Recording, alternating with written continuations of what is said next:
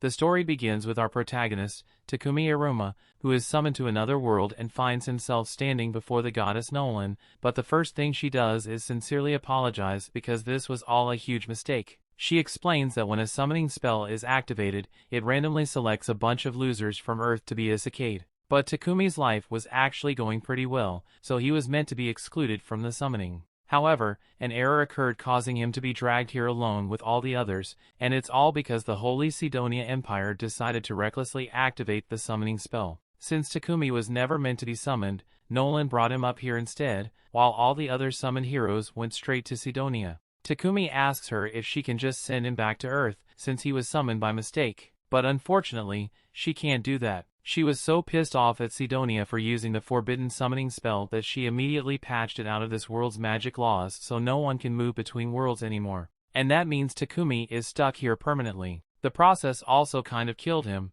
so there's that too. Takumi starts freaking out upon realizing that he's a disembodied ghost, but only tells him he doesn't have to worry because she has a plan. She can't send him back to Earth, but she can give him a new body and have him become a citizen of this world instead. And as an apology, since this is partially her fault, she offers to grant him her blessing to make his life easier. Takumi doesn't really have much of a choice, so he agrees to be reborn into this world, and Nolan is glad to hear that because it makes this a lot easier for her. She tells him to open his status screen to check out the new life he will have, and when Takumi does, he finds out that Nolan is planning to give him a 17-year-old body even though he's 40. Nolan tells him not to bother with the minor details and more importantly, he still needs to pick out his job. She tells him that there are two main classes for jobs, so if Takumi wants something more combat focused, he can pick things like swordsman, knight or hunter. But if that doesn't appeal to him, then he could always pick one of the production jobs instead. Takumi doesn't like the idea of having to fight, so he decides to go with a production job after all.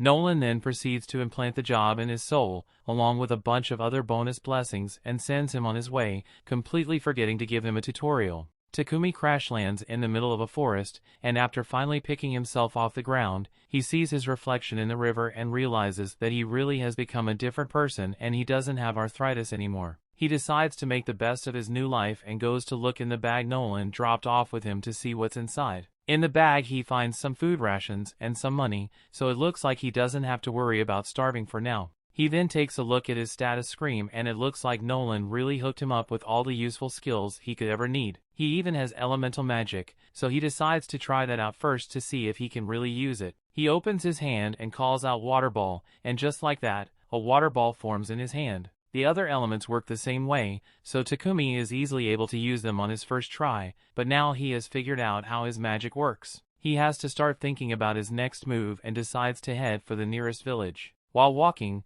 Takumi comes across a stick in the middle of the path and it looks like a really nice stick, so he uses his appraisal skill to scan it and finds out that this is Trent wood. It's gotten from the trade monster and it is really useful for making things like magic staves and spears. So Takumi decides to put his modeling skill to the test and uses it on the wood to create a spear. Since the wood works so well, Takumi decides to scan around to see if there are any other useful plants nearby and he finds a ton of them, so he spends the next hour picking them. But now he doesn't know what to do with all these. They definitely won't fit in his bag, so he might have to leave them behind. But then Takumi remembers that he has an item box skill, so he uses it to store all the plants. Just then, he hears someone scream and a few moments later he sees a little girl run out of the bushes. The little girl comes to him for help because there's a monster chasing after her, and when Takumi turns to see what kind of monster it is, he finds a massive horned rabbit.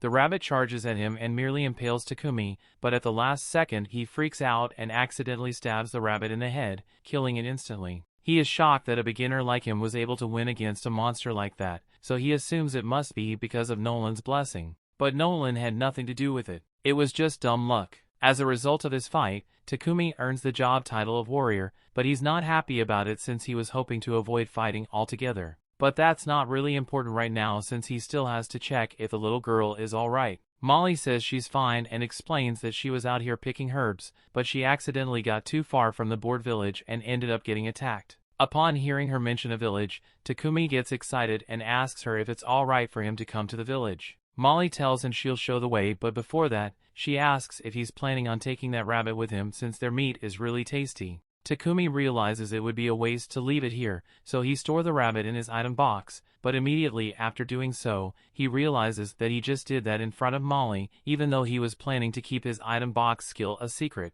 Well, there's nothing he can do about it now, so he and Molly start walking over to the village. And at the same time, the other people who got summoned have just arrived in the Empire of Sidonia, and they are incredibly confused about what's going on. None of them are hurt, but they have no idea where they are, and all of a sudden they hear someone call out to them as heroes. A woman approaches and tells them that they are no longer in their original world, and that they have been summoned to use their power as heroes to save this world. She introduces herself to them as the Empress of the Sidonia Empire, Elizabeth, and one look at her face makes the kids realize that she's shady as hell. Just then, Akane's unique skill kicks in, and it seems Nolan granted her the blessing of revelation, so if she follows her gut instinct, she will naturally arrive at the right answer. And right now, Akane's gut is telling her that Elizabeth is a backstabbing bitch, so she can't be trusted. Meanwhile, Takumi has arrived in the board village, and Molly's parents come out to thank him for saving their daughter. Molly's dad introduces himself as Bunga, and his wife over here is Martha. They think Takumi is a really responsible guy to have traveled so far on his own. And on that note, Takumi asks them if it would be alright for him to stay in this village for a while since he has nowhere else to go. They tell them he is welcome to stay, but unfortunately they don't have an inn in the village, so there's nowhere for him to stay right now. But they could always just build him a house though. All the villagers gather around an empty plot of land and are about to begin work, but Takumi wants to make himself at least somewhat useful, so he uses his earth magic to flatten the ground for the foundation. This is the first time he has used magic on such a wide scale, so he almost passes out from mana depletion. The villagers are all amazed that Takumi can use earth magic so easily, so Takumi asks if they think he just did something strange, but they tell him not to worry about it. Since he has taken care of the foundation, the rest of them get to work assembling his house for him. And by the next morning, Takumi's house has been completed. Thanks to his carpentry, blacksmithing, and sewing skills, Takumi was able to make a good set of furniture for himself. But there's something else he's been meaning to try out. He got a bunch of ores from the village blacksmith, Boron, so he wants to try using alchemy to extract the metal. He's got iron ore, silver ore, copper ore, and even some magic iron ore. So he starts off with the iron and tries to make an iron ingot from it. Normally this would require a large furnace and hours of work, but with Takumi's alchemy he can do it all at once, but it drains a ton of his mana in the process. His first attempt at ore extraction was successful and Takumi is really excited. So he wants to keep extracting as much as possible so he can make stuff with it later. A couple of hours have gone by, so Molly comes over to Takumi's house to bring him some dinner, but when she opens the door, she is shocked to find him passed out on the floor looking like he's been sucked dry. Takumi had overdone it with the ore extraction and nearly died from mana depletion, but Martha and Bunga gave him a recovery potion, so he's alright now and can keep practicing his alchemy, although they made him promise not to overwork himself anymore. Over time, Takumi extracted a bunch of iron, copper, and even a bit of gold too, so he was able to make a ton of useful tools with them. And once he was done with alchemy practice, he would spend time with Boron in the forge learning how to make all kinds of weapons. The play turns out really well, and once Boron is done making the sheath, it will be complete. Takumi's blacksmithing skill is now level 40, so he's done practicing that for now and decides to move on to something else. He goes over to Bunga and asks if he can borrow a couple of potions, and Bunga has no problem lending him some, but all the potions are basic so he won't get much use out of them. Takumi tells him that that's fine, since all he needs is a template for what a potion should look like. He's thinking of making some potions of his own with all those herbs he gathered in the forest, and Bunga is happy to support Takumi in any way he can, so he offers to buy some potions from him if he completes the first batch. Takumi thanks Bunga, and after he gets the basic potion, he starts working on his own version. He makes it with some hillcock leaves and water, and when he's done, he puts it in a glass jar so he can compare it to the one he got from Bunga. Both of them are blue, but the one Takumi made is notably more blue than the one he got from Bunga. Plus, it seems to have magic in it, but Takumi isn't sure if this is a success or not. He's going to have to test the potion himself to make sure it isn't harmful, but he doesn't want to end up dying if it turns out to be poisonous, so he decides to build up some poison tolerance. And the best way for him to do that is to eat whatever this is until he's about to die, and then use healing magic to cure himself. He's been doing this for a couple of hours now, and he feels like absolute shit. On the bright side, curing himself so much has granted him the purification skill, and that's definitely going to come in handy at some point. As Takumi is getting back to his feet, he hears a noise behind him and finds a massive boar staring him down. The boar clearly isn't friendly, so Takumi grabs his spear and gets ready to defend himself. But as the boar charges at him and he tries to use the spear, it shatters on contact, leaving the boar unharmed and Takumi without a weapon. He tries to use all the magic he has available to him, but none of them do any damage to the boar, so he's starting to panic here. And just when he thought things couldn't get any worse, he notices a poison spider behind him and it looks like it's getting ready to attack, so Takumi is completely cornered. However, instead of attacking him, the spider attacks the boar instead, causing it to miss Takumi. But the boar is still coming for him, so he has to think of something fast. So far, all of his physical attacks have failed, but there's still one thing he hasn't tried yet. As the boar charges at him again, he jumps into the air and at the moment of contact, he uses his alchemy skill on the boar's head and breaks it down. Thanks to his quick thinking, he managed to survive, and now that he's safe, he decides to go check on the spider since it helped him out earlier. The spider is in really poor shape after it got hit by the boar. He decides to heal it so it doesn't die, and afterwards he gets up so he can return to the village. But then he receives a notification telling him that he has successfully tamed the spider. He didn't realize it was even possible to take a spider, but he's hesitant to take it with him since the spider is considered a dangerous monster. However, the spider hits him with the cutesy eyes, so he decides to accept it as his pet anyway, and to make it official, he names her Maple. A little while later, Takumi returns to the village and shows everyone the giant boar he killed. They are all amazed that he could defeat something like that, but even more so that he managed to tame a poisonous spider since no one has ever managed to do that before. That aside, Takumi suggests that they all share the boar since he can't finish it alone, so that night a massive feast is held in his honor. While everyone else is having fun, Bunga brings the valuable leftovers from the boar to Takumi and tells him he can sell them for money if he heads to the nearest city, Bolton. So that will be Takumi's next destination. All the while, Goddess Nolan has been watching over him and she's really happy with how well he is progressing. One of her fellow goddesses asks her what she's hoping to achieve by giving Takumi such special treatment. She gave him a special body, a special blessing, and on top of that, she can send him a whole year into the past before Sidonia actually activated the summoning spell that brought him here. But Nolan says she doesn't have a particular reason for it. She's just doing what she thinks is right. The story continues. We see one morning, Takumi finds himself tied up in bed, and he already knows Maple was the one behind it. Maple apologizes, but Takumi has been so busy lately that she felt really lonely and just wanted to get his attention. Takumi realizes he has been so focused on his work that he barely spends any time with Maple, so he decides to take a break from work for the day and play with Maple, which makes her really happy. Just then, Martha walks in to bring Takumi some lunch. It looks like something weird is going on between Takumi and Maple, but Takumi assures her that it's not what she thinks. Martha takes his word for it, but she can't help but notice that the silk Maple produced looks really nice, so she plans to milk Maple dry of as much silk as she can make. Later that day, Martha has successfully created a spider silk shirt, and all the ladies in the village are in love with the texture of the fabric. Takumi hadn't realized spider silk was such a hot commodity, so the ladies explain that spider silk is a luxury item, so only nobles ever get to buy it. Martha asks Maple if she could make some more fabric for her, so Maple starts squirting it out. But this is going to take a while,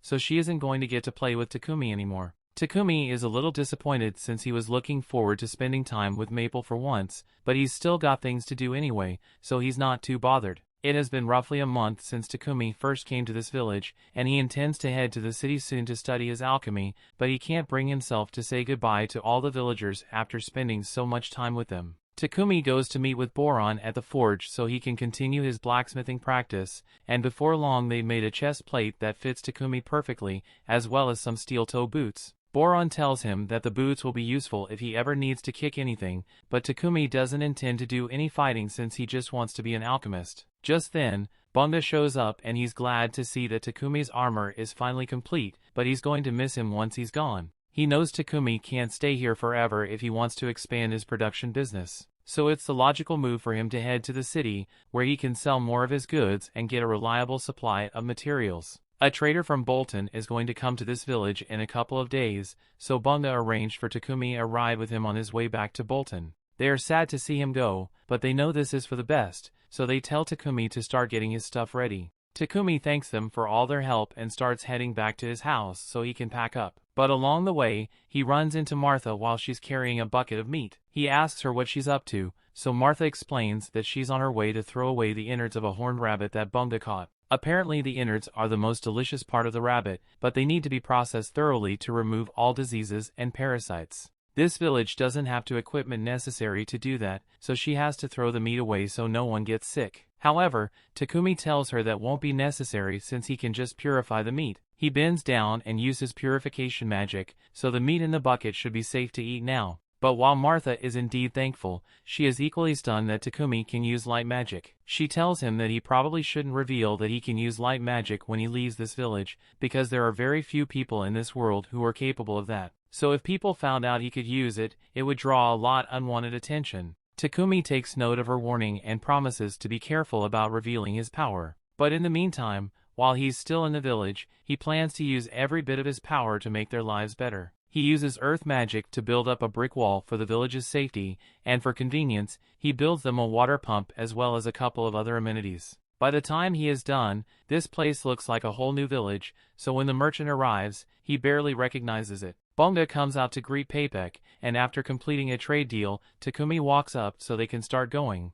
Paypek has already heard a lot about Takumi from Bunga, so he introduces himself and everyone asks if Takumi has all his stuff ready. Takumi assures them he hasn't forgotten anything, but there is one thing he wants to give them though. He pulls out one of his potions from his bag and gives it to Bunga. He already dropped off about 100 of these bottles at Bunga's house, so in the event of a disaster, he wants Bunga that he use these to heal any injuries. Paypek is left in shock after seeing the potion Takumi made, so he asks to take a closer look and it is definitely a high-level potion, although Takumi doesn't seem to realize it. The rest of the villagers soon show up to bid Takumi farewell, so Paypek says he will wait for them to finish their goodbyes before he leaves. Molly says goodbye to Maple, who's sleeping in Takumi's sack, and Martha hands him an outfit she and the other ladies made for him out of maple silk. Takumi is really grateful for their thoughtful gift and thanks everyone once more for being so kind to him, even though they haven't known him long. He then gets in the carriage and all the villagers give him a huge send-off, telling him he will always be welcome in their village. As Paypek and Takumi head for Bolton,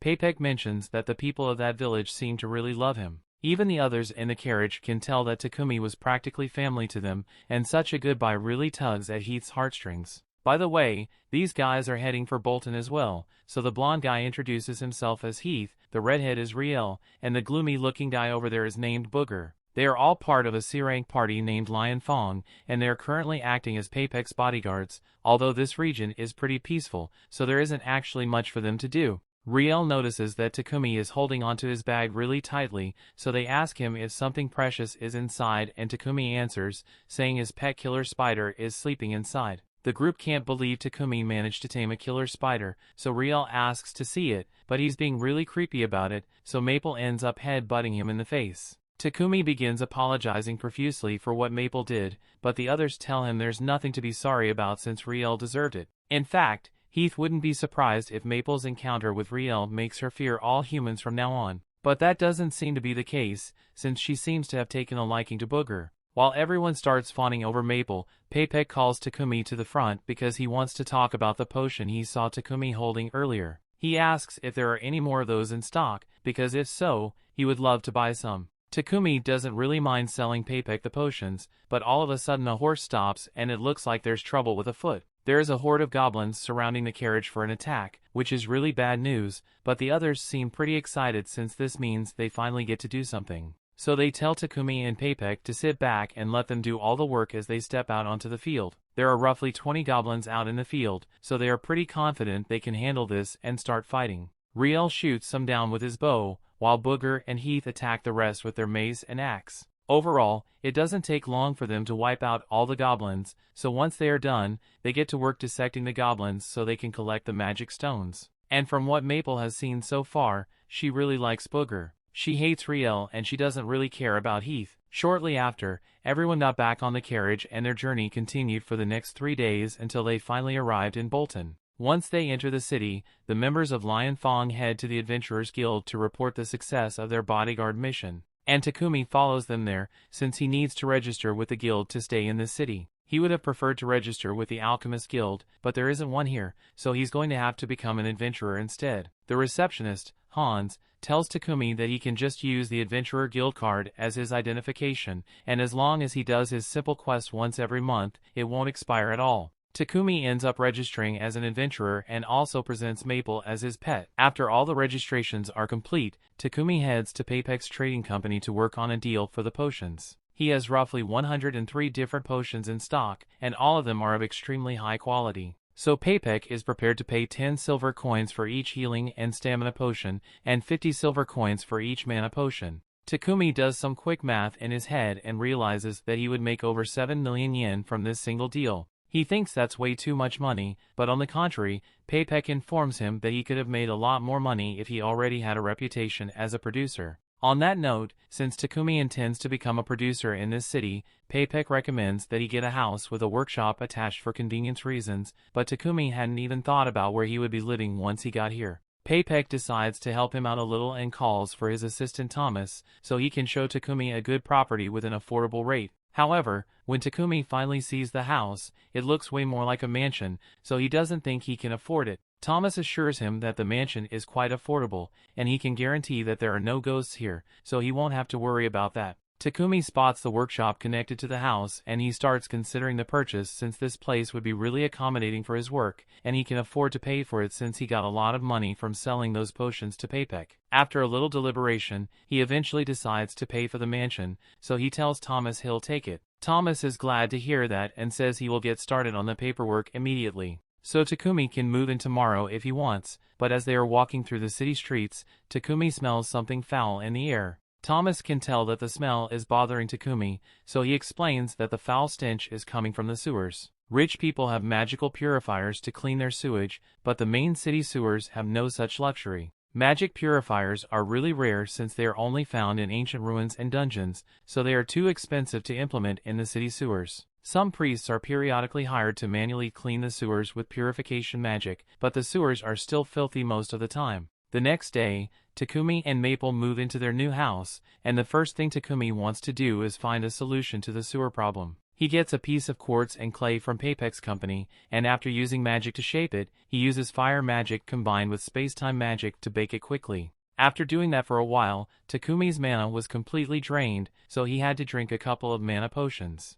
But on the bright side, he did manage to complete his creation, a modern toilet. Just then, he hears Paypek screaming from his living room, so he comes out to check what's going on and finds Paypek wrapped head to toe in Maple's silk. Takumi asks Maple why she would do such a thing, but she thought Paypek would find this to be fun. In her defense, the comforting feel of her silk does put Paypek to sleep, but that doesn't make it right. So Takumi sincerely apologizes for Maple's actions. Paypek tells Takumi it's alright, but getting swaddled so suddenly it'd scare him a little, so he needs to use Takumi's restroom real quick. However, as soon as he enters, he comes back out and starts asking what this marvel of technology is. Takumi comes over and explains that this thing is a toilet. He attached it to a magical purification device so it automatically cleans itself once you're done with your business. Basically, after you take a dump, it uses purification magic to break down your shit into inorganic materials, and then that gets flushed down the drain. The system makes sense to Paypek, but the only way someone could possibly have made such a thing would be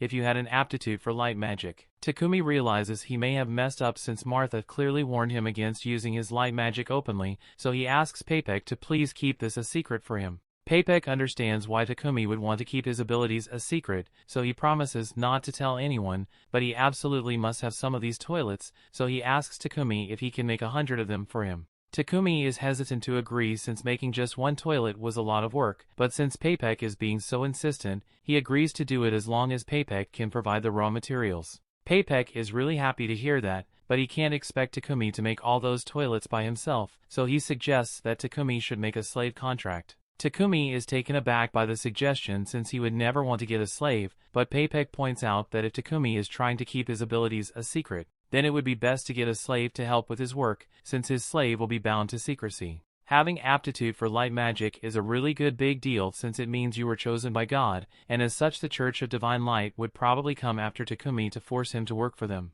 They make a lot of profit by monopolizing purification magic, so Paypek doubts they would be happy to learn that commoners can have access to cheap purifications through Takumi's toilets. But Paypek or he has an idea of how to get around the church, so Takumi doesn't need to worry about it for now. The most important thing is making sure that the church doesn't find out about his light magic. That's why getting a slave would be the best option for him, but Takumi is strictly against slavery, so he says he will just do all the work by himself. Just then, his guild card begins glowing, so Takumi takes a look at it, and it displays a message saying he needs to complete a verification quest to maintain his status as an adventurer. So it looks like he won't have time to make the toilets by himself after all, so he caves and agrees to buy a slave. Paypek takes Takumi to the Mulan Trading Company, since they are the most ethical slave traders around. Paypek goes off to talk with the owner so he can get Takumi a good deal, and in the meantime, Takumi heads out into the garden because it looks pretty. There he finds a beautiful elf girl sitting on a terrace, but the second she sees Takumi,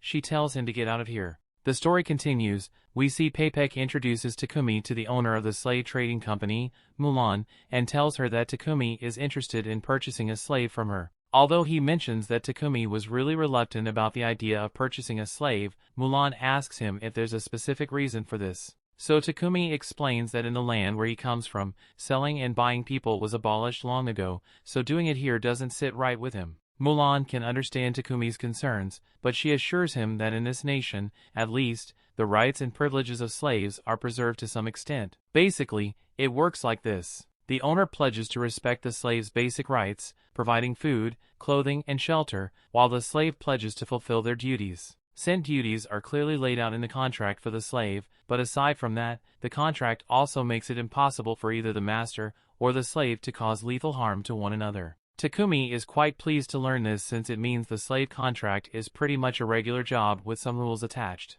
Mulan goes on to explain that there are several different kinds of slave contracts. In the case where someone becomes due to debt, they will be contracted until they earn enough money to pay back that debt. Other contracts are more permanent and are usually taken by criminals or people who end up being captured in war as an alternative to death. However, the large majority of slave contracts are made by those who were illegally forced into it by bandits. Paypek thinks the most suitable one for Takumi would be a war slave, since they can't be released without their master's permission, and while Mulan could certainly make that happen, she asks why there is a need to make sure the slave can never leave Takumi. Paypek starts talking about how talented Takumi is with production, and how he doesn't want his secrets to be stolen, but Mulan wants to hear the reason from Takumi himself. Takumi explains that he is a producer, so naturally he would like to focus on his work as much as possible. But that's a little hard to do, since he also has to fulfill quests from the Adventurers Guild. He's currently living in a mansion, so he will need someone to help manage it while he does his work, and do some particular skills he possesses.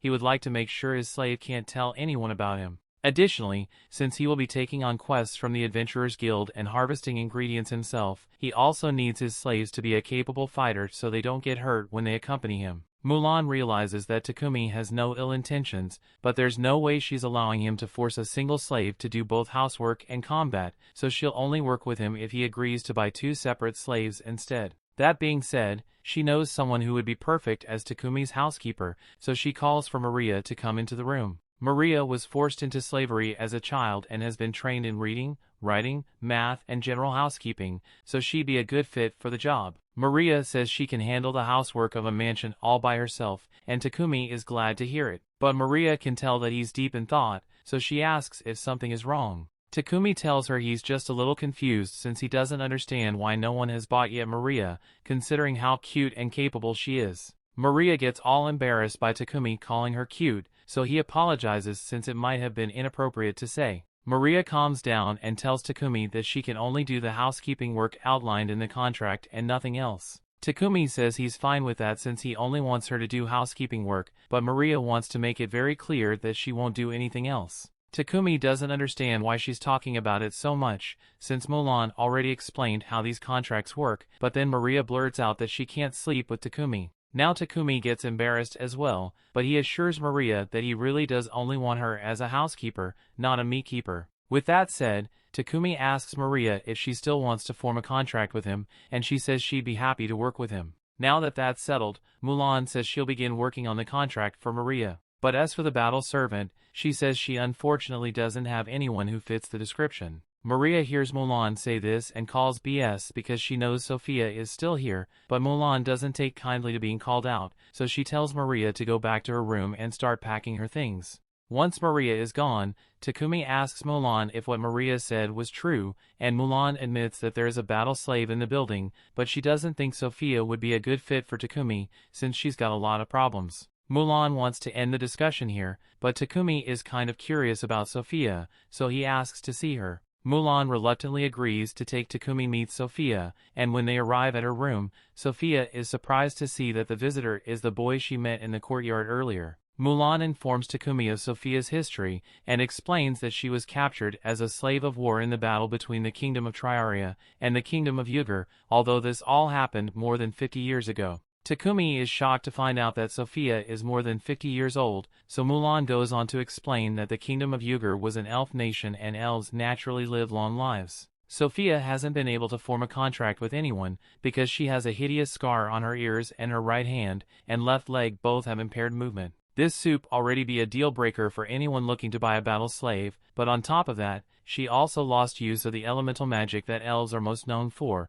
so it's likely that she has a curse on her. Given all these facts, Mulan doesn't think Sophia will be able to help Takumi on his quests, but Takumi wants to confirm it for himself, so he asks to have a minute alone with Sophia. Mulan decides to give him some time to talk to her, and once they are both alone, Takumi grabs Sophia's face and looks into her eyes. He isn't a fan of using appraisal on people without permission, but he needs to check what he's dealing with. He takes a look at Sophia's status screen, and to his surprise, he finds out that her stats are through the roof. Her injuries do limit her abilities and she does have a curse on her, but if Takumi can fix that, then she will be the perfect companion to have in a battle. Mulan soon comes back into the room to Takumi if he has made a decision yet, so he tells her he wants to take Sophia. Sophia can't believe he wants her and reminds him of all her flaws, but Takumi says he's going to fix it so it won't be a problem. Mulan thinks Takumi's confidence is pretty interesting, so she agrees to leave Sophia as Takumi's care. A few minutes later,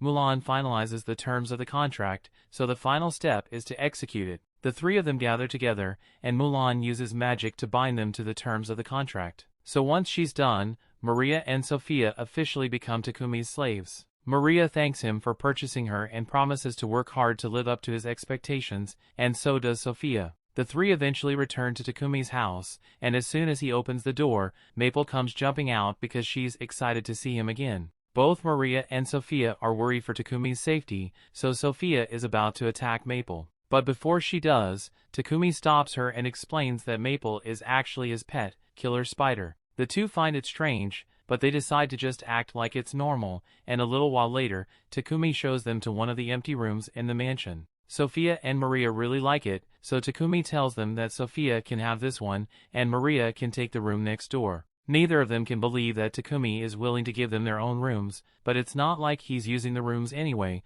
so he thinks it would be nice if someone got some use out of it, at least. Additionally, there's also a large bath, so he tells them that once they are done unpacking, they can use the bath whenever they like, and Maria is really excited about it. Later on, Sophia and Maria get into the bath, and Maria talks about how glad she is that Takumi bought Sophia as well. If she's being honest, she thought Mulan was never going to let Maria leave because over the past 50 years, no matter how much was offered, Mulan rejected anyone who offered to buy Sophia. So for her to sell Sophia to Takumi, she must have seen some good in him. Sophia admits that Takumi seems kind, but she's still a bit skeptical since they know so little about him. While Mulan was drawing up the contracts for the sale, Sophie got a glimpse of Takumi's file, and most of Takumi's history records, like hometown or lineage, were left blank. Sophie is keeping that information secret. Then there must be something he is hiding. After they are done with their bath, they head outside and are shocked to see that Takumi already prepared dinner for them. Maria is especially devastated since household work is meant to be her job, so if Takumi handles everything himself, then she's as useless as a toilet.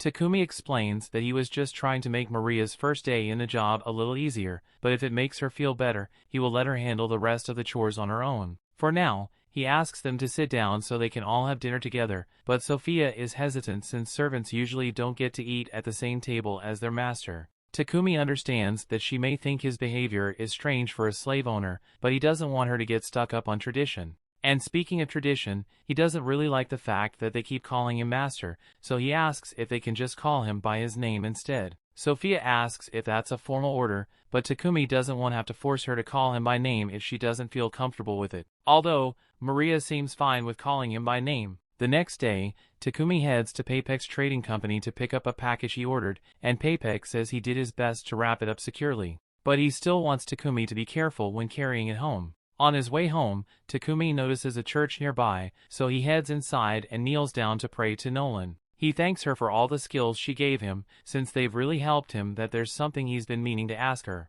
In the time he has spent in this world, he learnt that the Holy Empire of Sidonia controls the religious doctrine here, so he doesn't understand why Nolan has so much beef with them. Just then, Takumi hears Nolan's voice and sees her standing in front of him, so he freaks out a little. Nolan explains that she heard him praying to her, so she brought him up here so they could have a little chat. And to answer his question from before, she doesn't like Sidonia because they don't follow her will. There are two religions in this world, the Church of Creation and the Church of Divine Light. The Church of Creation has worshipped Nolan since it began, but the Church of Divine Light just does whatever the hell it wants. The Sidonia Empire ended up going on several crusades to spread their religion forceful means. But while all this was happening, Nolan chose to stay out of it, since she didn't want to get involved with the petty affairs of humans. Takumi points out that that was dumb move, since the only reason Sidonia is able to activate the summoning spell that brought him here was because Nolan didn't intervene until it was too late. And yeah, it sounds bad when he puts it like that, but she gave him all her blessings to make up for her mistake,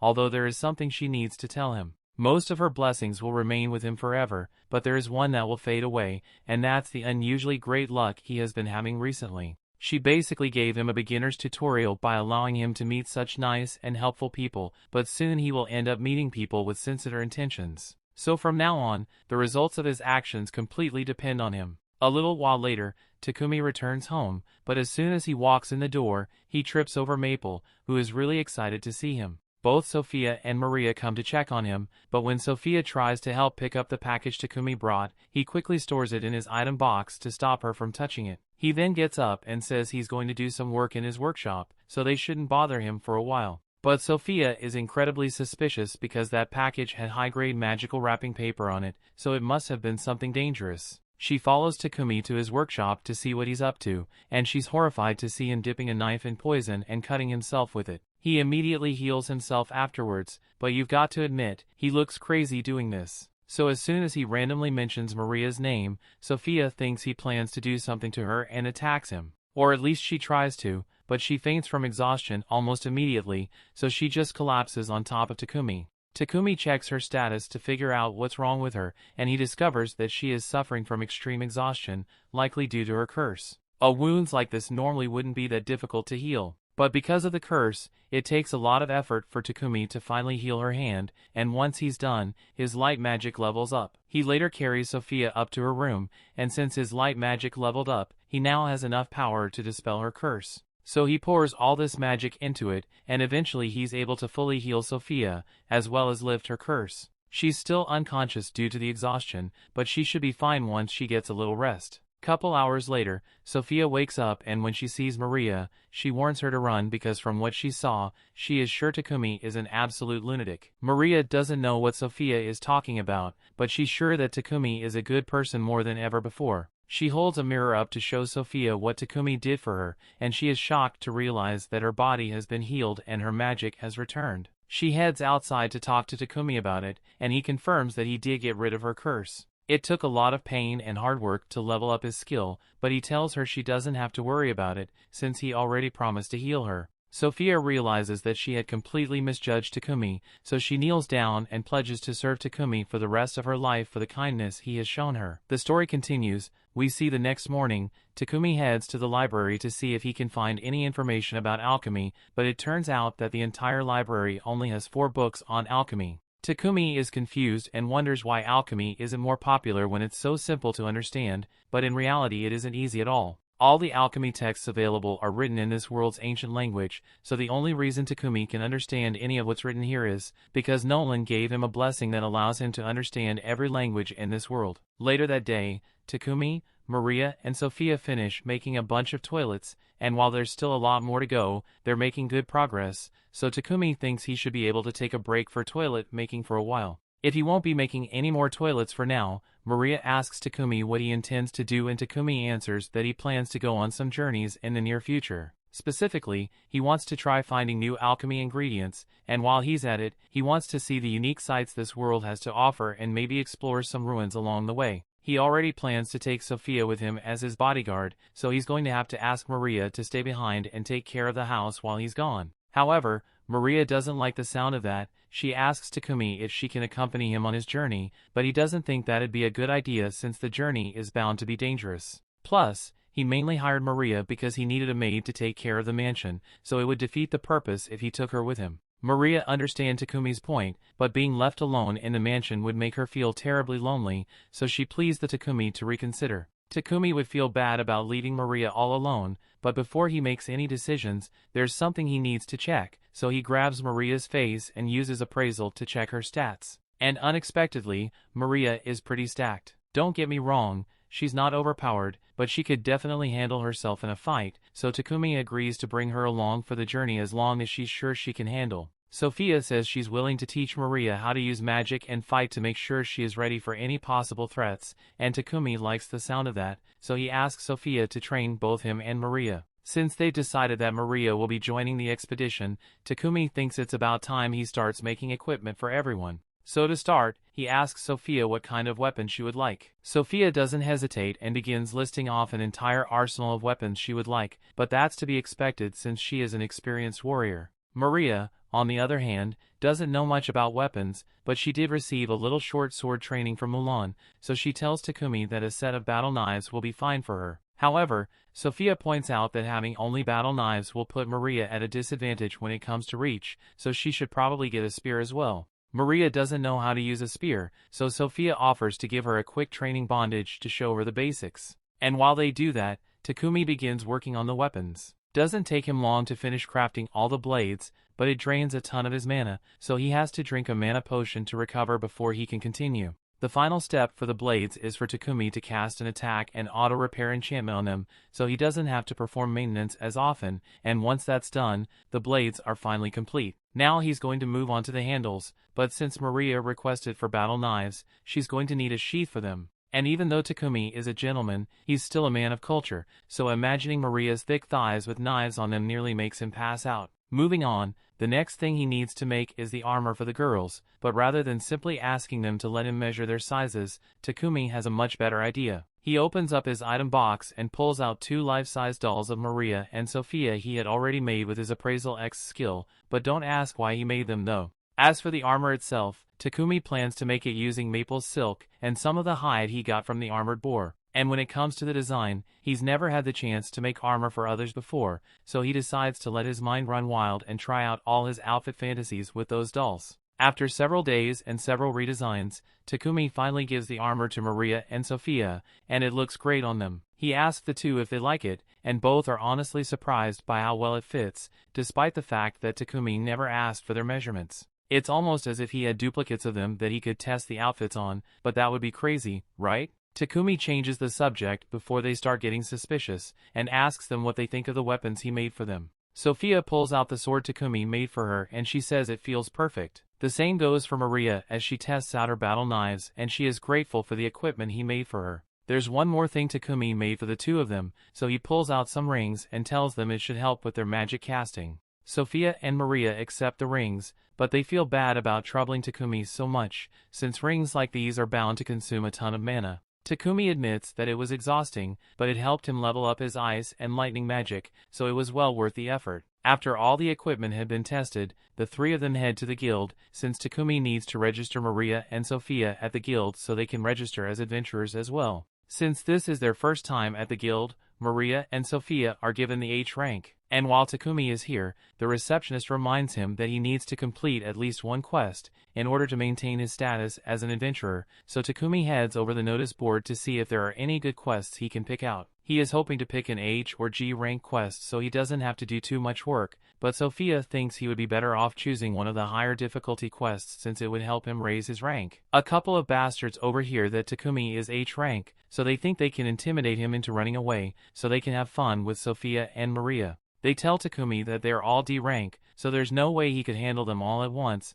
and they have no problem with beating up a random guy for fun. Maria is about to step in and knock some sense into these idiots, but Takumi stops her and says he will handle it himself. He's absolutely terrified, but these guys not only disrespected him, but more importantly, they disrespected his friends, so he can't back down. The D-rank guys are offended that an H-rank noob like Takumi thinks he stands a chance against them. So the guy with the pot belly tries to punch him with all his might and Takumi just lets it happen, but the only one who gets hurt is the D-rank guy because he broke his hand with that little stunt. All of a sudden the guildmaster Barak shows up, and he demands to know what happened here because fighting is prohibited in the guild. At first he thinks Takumi is to blame for all the commotion since he is completely unharmed and the other guy has a broken arm, but Maria tells him Takumi did nothing wrong. The receptionist also backs up their story and explains to the guildmaster that all Takumi did was take a punch to the face. The guildmaster still wants to get to the bottom of this, so for now he asks someone to drive the potbelly guy away and tells Takumi and his party to come with him since he has a few questions to ask. He believes that Takumi was just defending himself, but he doesn't understand how he did it and would like an explanation.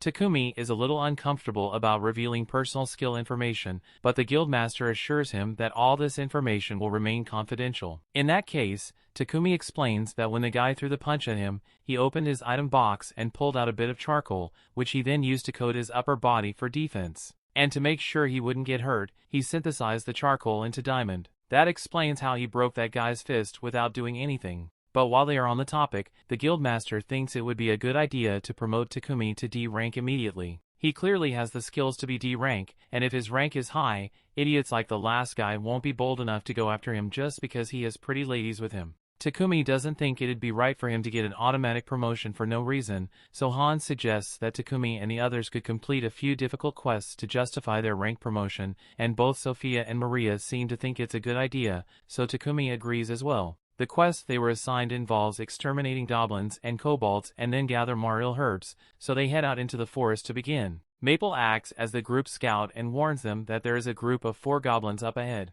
Sophia takes the initiative and volunteers to handle the first 2, so she dashes forward and cuts them down in one swing. The remaining 2 are tripped up by Maple's web, and once they fall to the ground, Maria and Takumi stab them through the neck. Takumi is glad they are doing so well against the monsters, but with that said, they've been encountering way too many monsters out here. They've already killed nearly 100 goblins and kobolds, so Sophia thinks there must be a monster encampment nearby. And if that is the case, then there is likely also a goblin general there. A goblin general is an C-rank monster, meaning it would usually require at least 5 D-rank parties to defeat it, but with Sophia's spirit magic, Maria's earth magic and Takumi's elemental magic, she is confident that they should be able to beat it. Takumi still feels a bit uneasy about taking on such a challenge, but since Maria and Sophia seem so confident in their strength, he's willing to go along with it. Not to mention they still got Maple on their side, but all of a sudden, Maple tells Takumi she's about to evolve soon, so she can't fight anymore. Takumi understands and opens a pocket dimension so she can rest inside. But just like me, Sophia and Maria have many questions, like when the hell did Takumi learn to create pocket dimensions? Takumi brushes it off like it's normal and says this is just one of his skills, but more importantly, since Maple can't fight with him anymore. Takumi warns the others that they won't have as much support as they initially thought, but Sophia still thinks they can pull it off. They soon arrive at the goblin camp, and after a little reconnaissance, Sophia concludes that there are around 400 goblins here. Takumi asks her if they really have to fight all those goblins, and normally they would, but Sophia's reconnaissance also revealed that there are no humans in the area, so they are free to blow this place up with magic. The 3 of them prepare their strongest attack spells, and all at the same time they unleash hell on the goblin camp. By the time they are done, almost all the goblins have been killed, so the only ones left are the goblin general and a few of the goblin knights. Sophia says she will handle the goblin knights, so Takumi is left to deal with the goblin general, and rather than fight it with his spear, he opts to just set it on fire to finish it off. Once they finally confirm that all the goblins are dead, they gather all the magic stones and return to the guild, but the 3 of them are absolutely exhausted from all that work. Han can hardly believe that they managed to complete their quest and even took down a goblin general in only half a day, so he asks them to come to the meeting room for a minute because the guildmaster wants to see them. Barak is both amazed and angry that Takumi would do something as reckless as face an entire goblin camp with a single party, but just as he is about to begin scolding Takumi, his pocket dimension opens up and Maple pops out. She has now evolved into an arachne, so everyone is excited to see her new form, and at this point, Barak decides to just let the whole reckless battle thing slide since Takumi's party clearly isn't normal. Once they get back home, Maria asks Takumi if he has any spare cloth since she wants to make underwear for herself and Sophia. But Takumi has a much better idea for an underwear design, so he offers to make it for her instead. Just then, Maple pops out of the pocket dimension and tells Takumi that Papek is here to see him, so Takumi goes to meet with him and is informed that the Lord of Bolton, Marcus Godwin, wants to meet with him. Takumi would like to avoid meeting Marcus Godwin, but given the situation he has no choice. Takumi later arrives at Godwin's castle, and thankfully Godwin seems to be a reasonable man since the first thing he does is thank Takumi for making all those toilets, because it greatly improved the sanitation of the town. Not to mention that Takumi took down a goblin encampment that would have become a major problem if left unchecked. He recognizes that Takumi is an asset to the nation, so he warns him that he will need to be careful because Sidonia is bound to come after him eventually. A few days later, Takumi finally finishes making the underwear for Sophia and Maria, but it was way harder than he thought it would be, so he looks absolutely drained. Sophia and Maria are really grateful and tell him that they love the design, so he absent-mindedly asks them if they would like to try the underwear on now so he can see how it fits. A second later, he realizes that he just implied something inappropriate, so runs out of the room in embarrassment, and Maria and Sophia are a little disappointed because they were totally willing to do it if he had stayed. That brings the episode to an end. Thanks for watching. Want next part? Subscribe the channel and turn on notification bell.